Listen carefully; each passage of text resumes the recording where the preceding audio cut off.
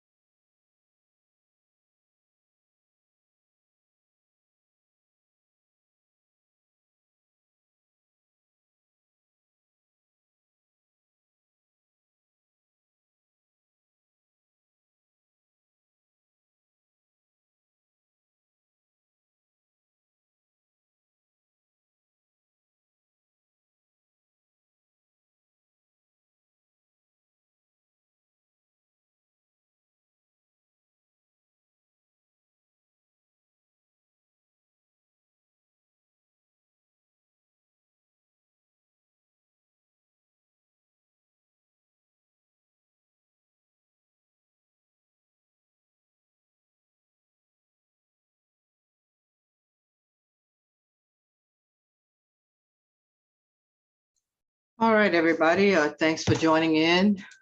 We'll go ahead and get started. Turn my camera on here. Apologize for that. Let me go ahead and share my screen. All right. So I just posted an announcement with some information on the fact that I updated the schedule. If you had me for lecture class this morning, we discussed, some schedule adjustments, and I wanted to make sure that the lab kind of flows smoothly with, regarding those changes. So I went back and made some adjustments in the weekly overview and the course schedule to better match up with what we're doing in the lecture class. Not thinking for you guys that this week is midterm week. Things were kind of piled up there. and I wanted to, free up some time for you if possible. So I kind of spread things out a little bit differently. So you have a little bit more time this week to focus on your midterm exams for your other classes. Those of you who have me in lab, we don't do a midterm.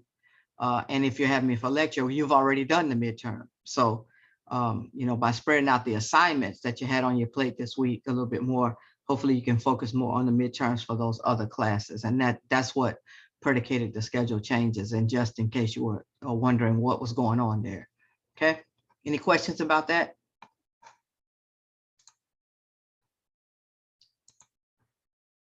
All right. So let me jump into the weekly overviews. I think we can make fairly quick work of this. I do want to kind of remind you, though, that, next week you do have on your plate that your project article needs to be approved, right? That deadline is next Saturday, not this Saturday, but next Saturday on the 19th of March. So if you hadn't really put any effort and time into finding a project article, next week will be the deadline for that. So, you definitely want to get active if you hadn't done so already. If you are looking for information on the project, I've covered information on the project in our course videos, but also if you click on this project approval deadline link, you can access the project that way. Also, if you click on the assignments and activities link on the left menu, you'll be able to get to information on the project in the event you want to review, the requirements for the project. Now, I will talk about them again next week in our class meeting next Tuesday, so that things are fresh in your mind while you're looking for your article. If you hadn't done so already. If you got your article approved already, you're ahead of the game. You're reading now, and we'll start to talk about the summary that you have to write after that approval deadline. Okay. So, all I can say is if you hadn't got your article approved through me at this point, your time's running short. So you do have that on your plate. All right. So if you're looking at the schedule, you notice that Newton's laws has the information on Newton's laws has been available. It was available for you last week. I mean, it's actually been available since the course started, but if you wanted to look at it, you could have taken a look at it last week. But in terms of the actual deadline, I made it this week because, last week was holidays, right? I mean, who wants to have, lab reports and things due when it's Mardi Gras time, right? So I kind of spread things out there, and then I spread things out again today, kind of accommodate the lecture class. So we do need to get into the Newton's laws overview this week and get that off our plate. Those of you who have me for lecture, that's what we're covering. We're looking at Newton's laws. And so it's appropriate that you have, some experimental, investigation to do regarding Newton's laws. Okay, so you can see these objectives here. They all relate to helping to make you more proficient in your understanding and ability to apply Newton's laws. Okay, so that's what this whole week's experiment, lab report, and PostLab are about. All right.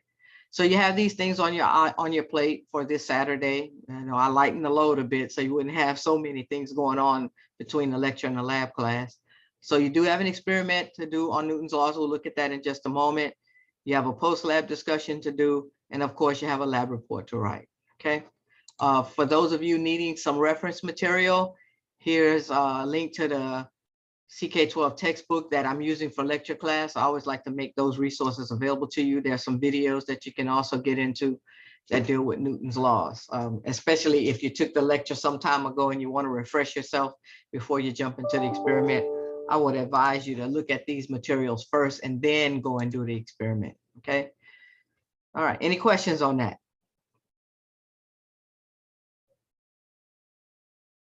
All right. So let's take a look at the Newton's laws experiment.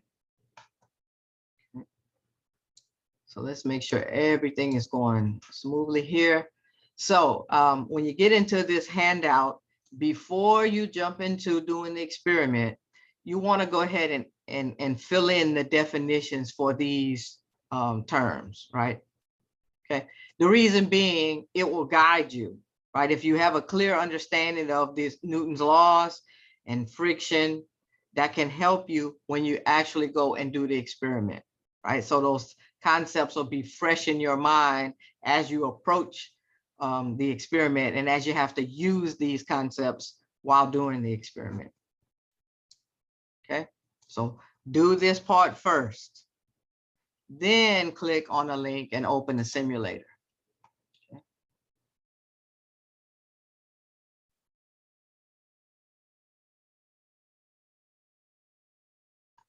All right, so this is the simulator page. Is everybody seeing that okay? Yes, ma'am. Yes, ma'am. Thank you, thank you. All right, so when you come out here, just hit the play button.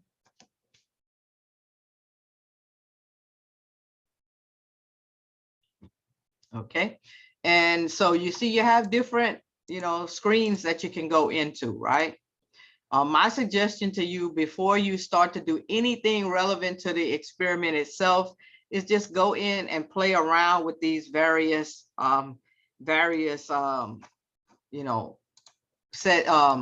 screens and look at the different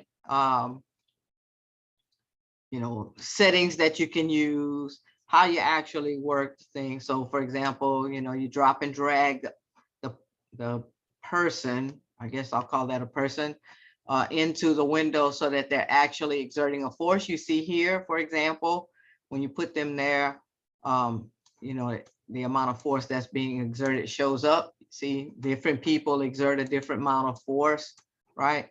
So if I put this person here and this person here, you can kind of see I create a scenario where what?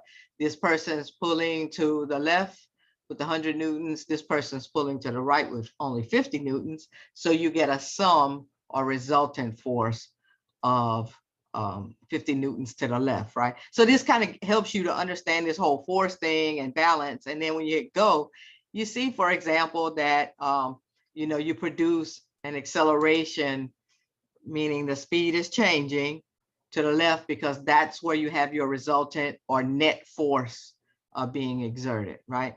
And so, just like you want to try that screen out, you want to try these others out as well, okay?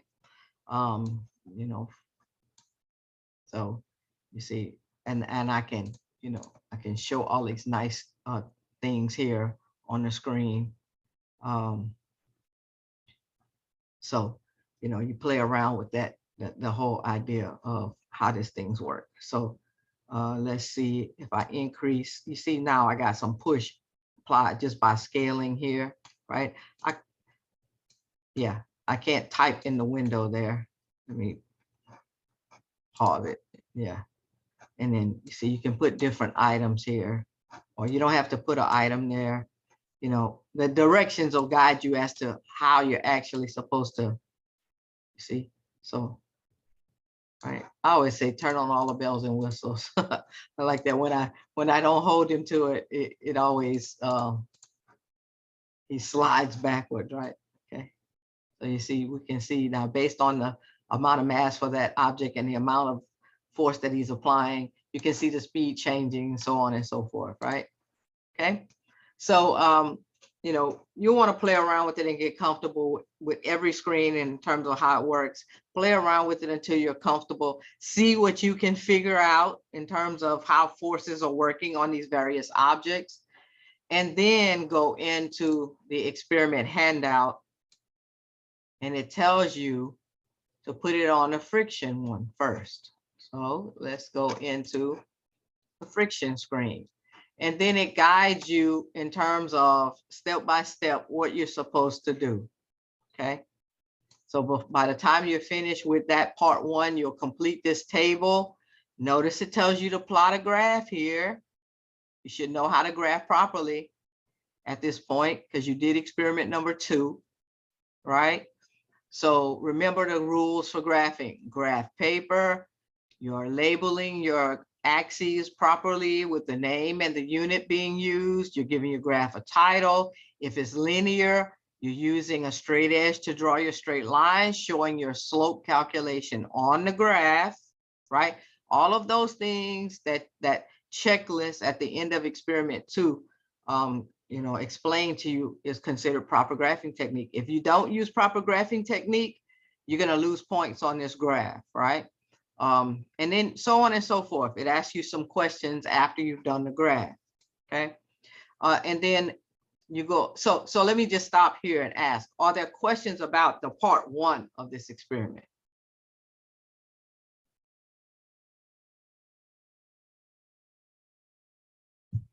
All right, so now part 2 says, let's go to the acceleration screen. So, you're going to turn on all your bells and whistles, and then it guides you step by step on what you need to do here, okay? All right.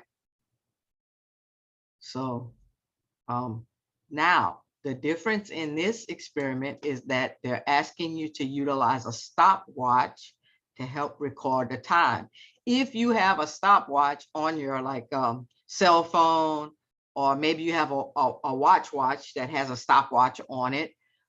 If not, you can go and get one here from this website, because you'll need it to be able to record the time, for these measurements that you have to make, okay? All right, now once you've completed this table, then it asks you to plot a graph. Remember, proper graphing technique. But then notice it asks you to find a percent error, okay? And remember, when you're doing a percent error, you have to have 2 important ingredients, right? The actual mass and your experimental mass, okay? The actual mass is right here. You can see that it's the same all the time. But the experimental value, or your value, comes from the data that you've graphed, okay? All right. And so I'll be looking, at this part 2 to make sure that you've done a good graph and that you've correctly done your percent error calculation. All right, because remember, I told you right at the start of this class, percent error and graphing were 2 major skills that you needed to utilize in this course as you dealt with various experiments. And so here's a chance to practice that again. All right, and then of course, so let me just stop here before I jump forward. Are there any questions on part 2?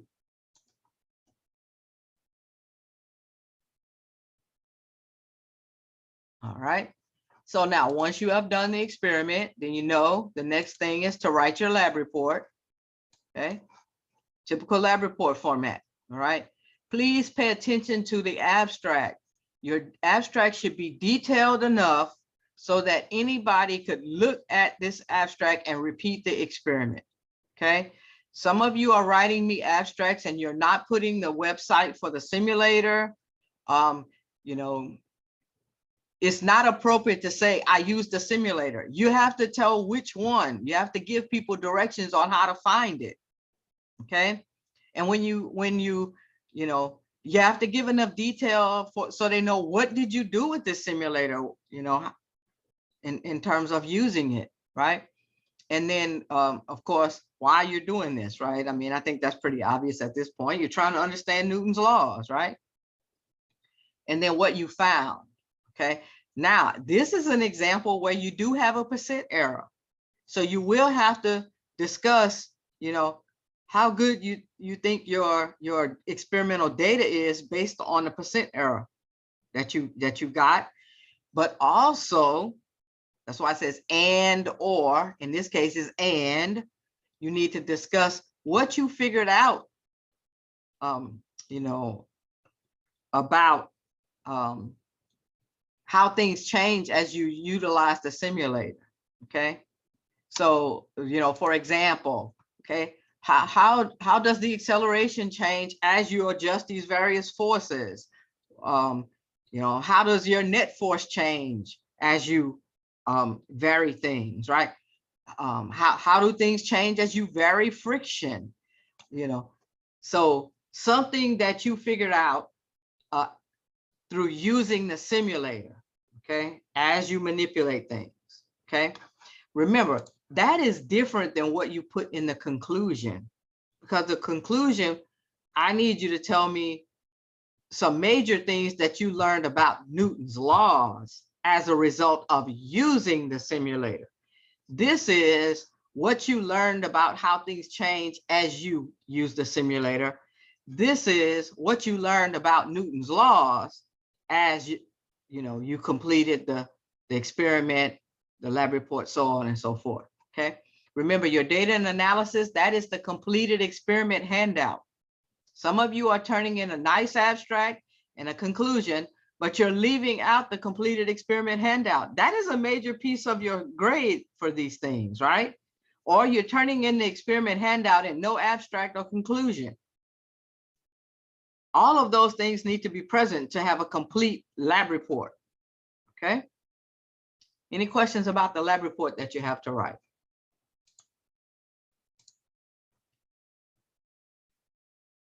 Okay, and then the last thing you have to do for this material is your post-lab discussion. Now, I'll be honest with you. I have been being very lenient with the responses and the interaction that is taking place in these discussions. You have to answer the questions yourself first, and then you have to have an engaged discussion with your classmates about what they posted. Okay.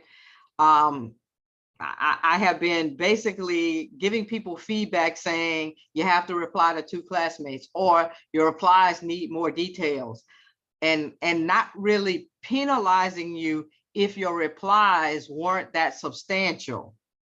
Okay, just kind of reminding you of what you need to do. But from this point forward, we're halfway through the course.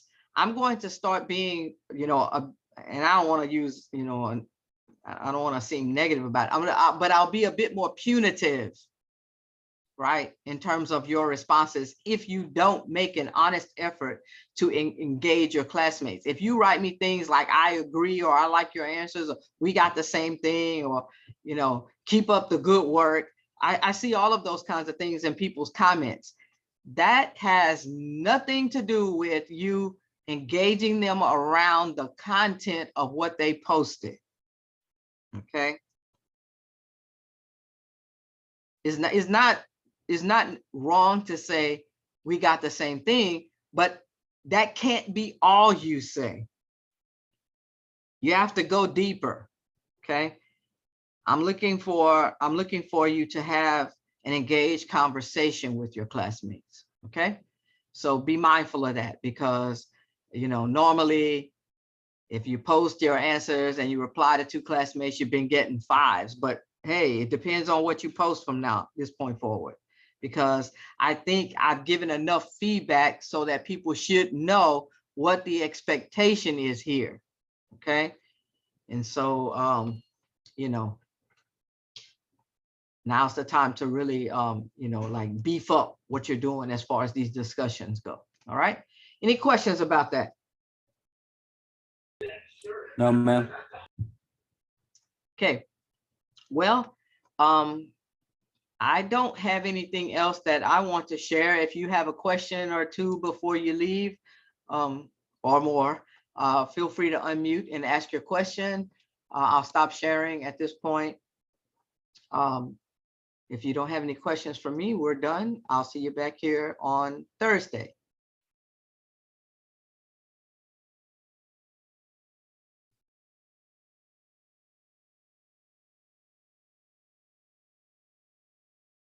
Hi, Tiffany, did you have a question for me? No, ma'am.